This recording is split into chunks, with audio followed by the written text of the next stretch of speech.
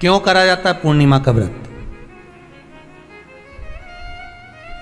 पूर्णिमा का व्रत करने का कारण क्या है बताइए? आप इतने सालों से कर रही हो, कई माताएं कर रही होंगी पूर्णिमा का व्रत। एक समय फलाहार करती हैं, एक समय भोजन करती हैं। भोजन में खीर का होना जरूरी होता है पूर्णिमा के व्रत में। दूध की सामग्री होना जरूरी होती है पूर्णिमा के व्रत में। 12 महीने की पूर्णिमा करो मना नहीं है। और पूर्णिमा उठाने का भी समय होता है चैत्री। चैत्र के महीने की जो पूर्णिमा होती है, चैत्री पूर्णिमा पहली पूर्णिमा मानी जाती है, इसलिए चैत्री पूर्णिमा को सिद्ध पूर्णिमा कहते हैं, कार्य सिद्धात्री पूर्णिमा कहते हैं, सिद्ध करने वाले। मनोरथी पूर्णिमा कहते हैं, मनोरथी पूर्णिमा। इसलिए पूर्णिमा का व्रत कहां से उठाया जाता है? चैत्र के महीने की पूर्णिमा से पूर्णिमा का व्रत उठाया जाता है कि मैं महीने की पूर्णिमा करूंगी तो वो चैत्र पूर्णिमा से उसको उठा लिया जाता है। पर उसका एक नियम रहता है, आप फलाहार करें अपनी जगह पर है, पर एक समय भोजन कर रहे हैं वो अपनी जगह पर। भोजन के साथ में मीठे के साथ थोड़ा दूध की सामग्री होना जरूरी होती है। और क्यों करते हैं पूर्णिमा का व्रत? किस लिए किया जाता है, क्यों करा जाता है? उसका व्याख्यान वर्णन शिव महापुराण के अंतर्गत स्कंद पुराण में लिखा गया। स्कंद पुराण में वर्णन किया है श्री वेद व्यास जी महाराज ने। कहा ये पूर्णिमा का व्रत इसलिए किया जाता है कि व्यक्ति का जब मन गलत भ्रम में जाने लगता है, मन जब गलत जगह पर जाने लगता है, तो ये मन को गलत जगह पर ले जाने वाला कौन होता है? तो कहा ये चंद्र होता है। व्यक्ति की राशि के अंतर्गत, व्यक्ति की पत्रिका के अंतर्गत, व्यक्ति की ग्रह दशा के अंतर्गत जब चंद्र बेकार चलता है तो व्यक्ति अच्छा करते करते भी बेकार करने लग जाता है। चंद्र डोल रहा है। कई माताएं कहती हैं गुरुजी हमारे बेटे को आशीर्वाद दीजिए, बहुत गलत संगत में जा रहा है। मतलब समझ जाना कि चंद्र गड़बड़ जा रहा है। बेटी अगर गलत मार्ग पर जा रही है, बेटी अगर गलत संगत में जा रही है, किसी अन्य व्यक्ति की ओर आकर्षित हो, चंद्र गड़बड़ हो रहा है, उसका चंद्र कहीं जा रहा है। कोई पुरुष, कोई लड़का कोई गलत मार्ग पर जा रहा है, चंद्र गड़बड़ हो रहा है। घर में जो क्लेश उत्पन्न होता है, घर में जो विवाद उत्पन्न होता है, उस विवाद को रोकने के लिए केवल चंद्र की ही, इसलिए तो पूर्णिमा घर की नारियां हमारे यहाँ हिंदू धर्म में यहाँ तक स्कंद पुराण में कह दिया कि प्रत्येक पूर्ण आप लोग कभी आप लोगों ने सत्यनारायण जी की कथा करवाई है? जितने लोग आस्था चैनल पर कथा सुन रहे हैं, जितने लोग फेसबुक यूट्यूब पर कथा सुन रहे हैं, यूट्यूब पर कथा का श्रवण कर रहे हैं, उनने कभी सत्यनारायण की कथा करवाई होगी। तो उसमें लिखा है हर कार्तिक, हर पूर्णिमा को, हर संक्रांति को ब्राह्मण सत्यनारायण भगवान की कथा या राजा या वैश्य कथा को कराता था या बढ़िया कथा कराता। सुनी कि नहीं सुनी ये बात? सत्यनारायण भगवान की कथा में लिखा है, स्कंद पुराण के अंतर्गत जो सत्यनारायण भगवान की कथा का स्मरण किया उसमें लिखा है प्रत्येक संक्रांति पूर्णिमा को सत्यनारायण की कथा करवाने लगा और ये योनि को प्राप्त हुआ, इस योनि से छूटा, इस योनि में गया। लिखा है, सब कुछ लिखा है।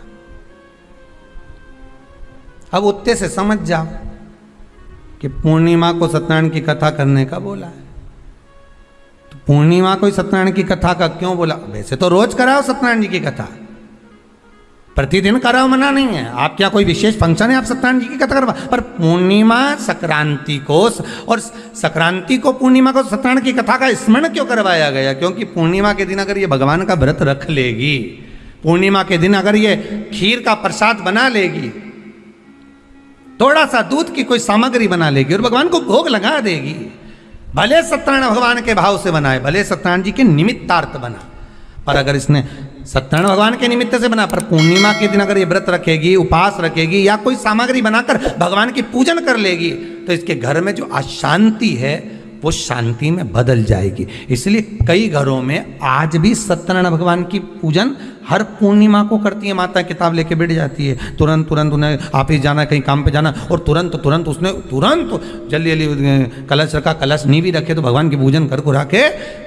ब्राह्मण देवता को बुला लेगी, ब्राह्मण नहीं आएंगे तो खुद कर लेगी, पर करती जरूर है। इतना सा आटा सेक लेगी, पंजेरी बनाई, सीरा बनाई, मिठाई रख दो, कुछ भी करेगी पर सत्यनारायण की कथा कर लेगी। उसका मन लग गया उसमें, मतलब पूर्णिमा को करना है। उसको करने से क्या होता है? शांति रहती है। महापुराण की कथा कहती है, महाराज पूर्णिमा का जो चंद्र है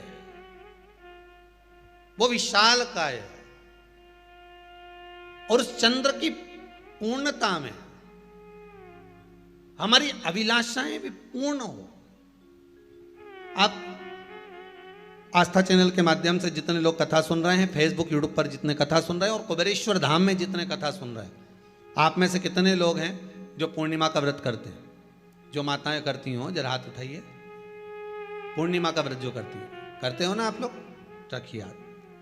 अब पूर्णिमा के व्रत में आपने कई बार किताब पढ़ी होगी पूर्णिमा की, या आपने व्रत किया होगा, या पूर्णिमा का व्रत आप धारण करे होगे, तो उसमें पूजन कौन से भगवान की होती है?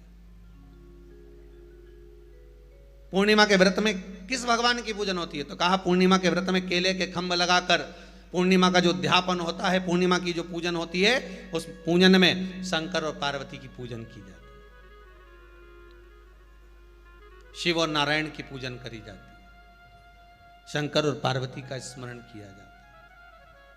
किसकी पूजन होती है? शिव पार्वती।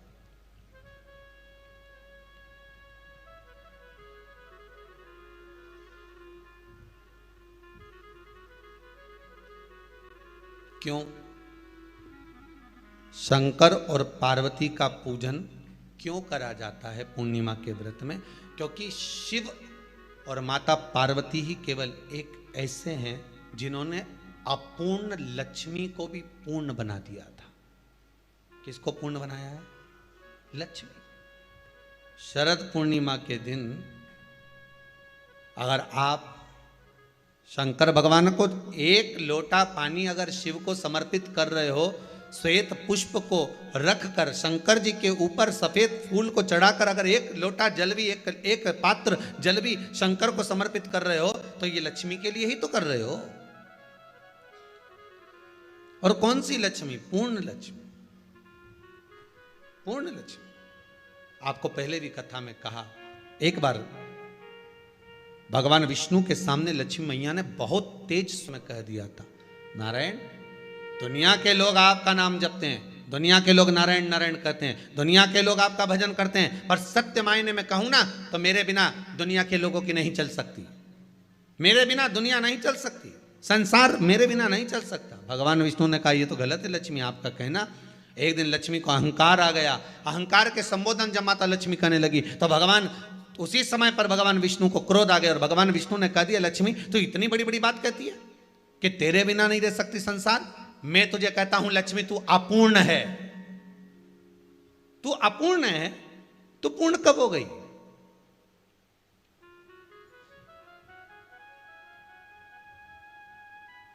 तेरी पूर्णता कहां हो गई?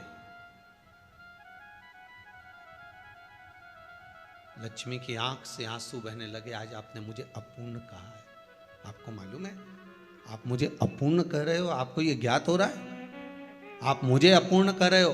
भगवान कहते हैं, हाँ लक्ष्मी, मैंने तुझे अपूर्ण कहा है। अपूर्णता का मतलब आप जानते हो ना? भगवान कहते हैं, लक्ष्मी मैं सब जानता हूं। लक्ष्मी रोती हुई माता सरस्वती के पास पहुंच गई। सरस्वती ने पूछा, क्या बात है लक्ष्मी, क्यों रो रही हो? लक्ष्मी जी ने कहा, क्या बताऊं सखी, मेरे पति ने आज मुझे अपूर्ण कह दिया है। तो क्यों रो रही है तू? अपूर्ण अगर कह दिया, पति ने ही तो कहा है ना, तो क्यों रोना? चल मेरे साथ में। और सरस्वती मैया माता लक्ष्मी को लेकर सीधे पहुंच गई माता पार्वती के यहाँ।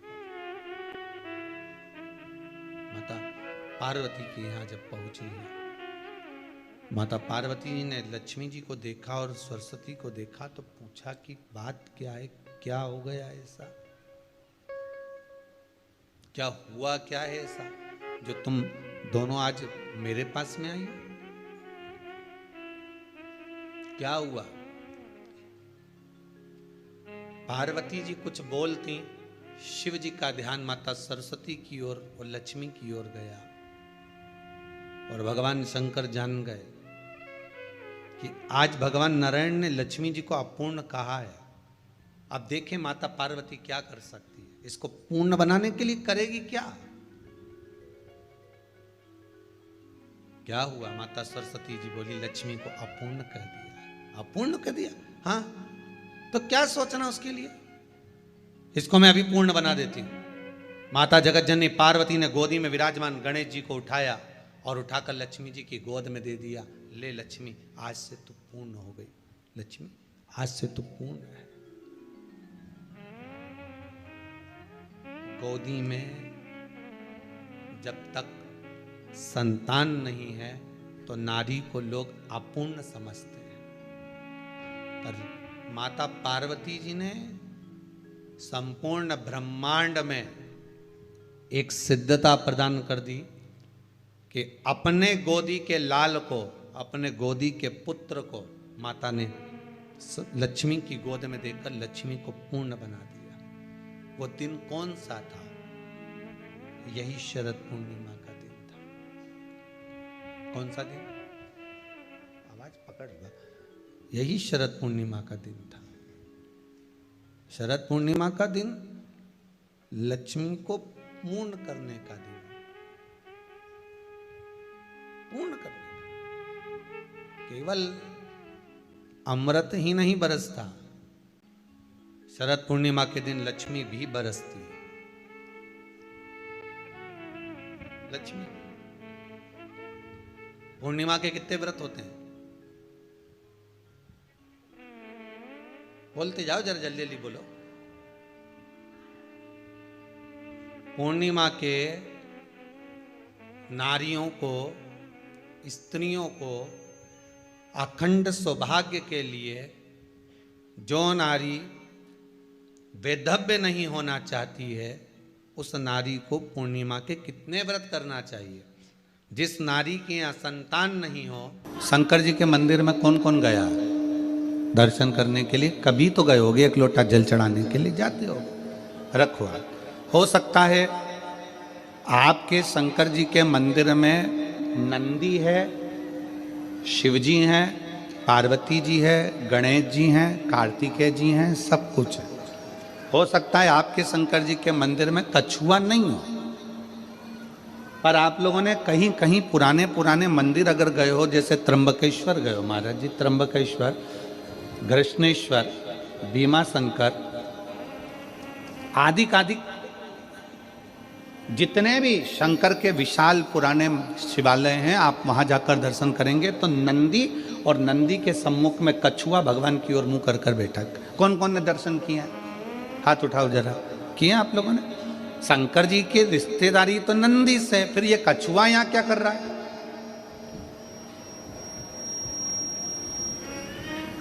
शिव जी के मंदिर में कछुए का क्या काम आ गया? पत्थर का कछुआ बना रहता है, पाषाण का कछुआ बना रहता है, तो कईयों के मन में विचार आता है कि शंकर जी के मंदिर में तो नंदी होना चाहिए। शिव जी के मंदिर में सामने नंदी होता है तो कछुआ भी होता है, शंकर के मंदिर में कछुए का क्या काम है? ये कछुआ क्यों है? शंकर भगवान इस कछुए को अपने पास में क्यों रखे? शिव जी को तो नंदी रखना चाहिए, फिर कछुआ क्यों? कछुए को भगवान शंकर अपने पास इसलिए रखते हैं, जब कोई उसको तंग करता है तो वो अपने हाथ, पैर, मुख सबको समेट लेता है, सबको समेट लेता है और अंदर समेट कर बैठ जाता है। जब तक उसको परेशान करने वाला नहीं चले जाता तब तक वो समेटा की समेटा बैठा रहता है, हिलता भी नहीं, डुलता भी नहीं। शिव कथा कहती है, भगवान शंकर के मंदिर का कछुआ कहता है, अगर संसार के लोग तुम्हें ताना देने लगे, अब शब्द कहने लगे, तुम्हें तंग करने लगे, तो अपनी इंद्रियों को समेट कर शंकर के चरणों में स्थिर होकर बैठ जाना, शंकर तुम्हारा कल्याण कर। स्थिर होकर बैठ जाओ। शिवजी के मंदिर में कछुआ क्या करता है? कछुआ क्यों रखा जाता है? शंकर के मंदिर में पत्थर का बना कछुआ हमें प्रेरणा देता है कि अपनी इंद्रियों को संयमित रख लो। जब कोई परेशान करे, कष्ट दे, तकलीफ दे, कुछ मत बोलो, अपनी इंद्रियों को बस में कर लो, अपनी इंद्रियों।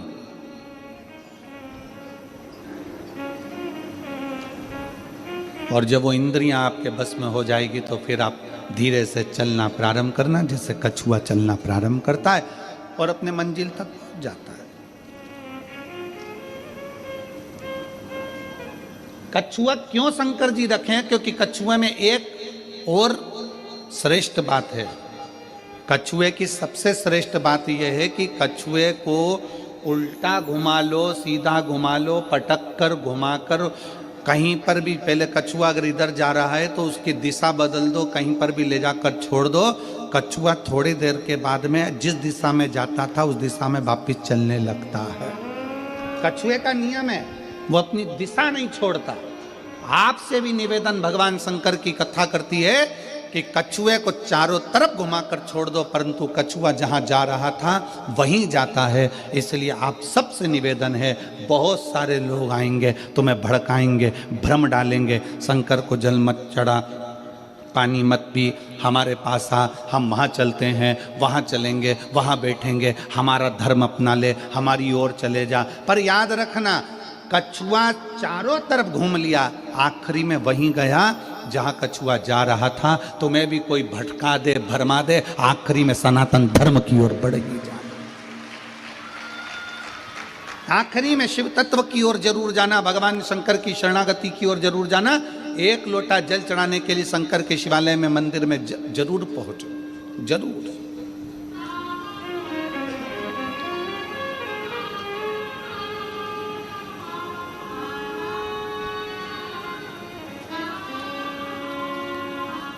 क्या दे सकता है, क्या प्रदान कर सकता है? शिव कहते हैं कि मुझे तुम्हारा अपना देओ, अपना, तुम्हारा खुद का क्या है तुम्हारे पास? शरीर तो तुम्हारे माँ बाप का दिया हुआ, जमीन जायदाद, घर, गाड़ी, बंगला, पानी, सब कुछ मेरा दिया हुआ है, दूसरे का दिया हुआ है। तुम्हारा खुद का, तुम्हारे भीतर का अहंकार है। नमस्ते दोस्तों, हर हर महादेव। 2 जनवरी पूर्णिमा, शुक्रवार की पूर्णिमा को करें यह उपाय लक्ष्मी प्राप्ति हेतु। शंकर जी के मंदिर में 1 लोटा जल सफ़ेद पुष्प रख करके चढ़ाने से लक्ष्मी से घर से कभी लक्ष्मी नहीं जाती है, लक्ष्मी प्रसन्न होती है। तथा शुक्रवार का अगर पूर्णिमा का व्रत कर रहे हैं अगर आप लोग, तो सफ़ेद चीज़, दूध की चीज़ अवश्य खाएं, उसका प्रसाद अवश्य ग्रहण करें। हर हर महादेव।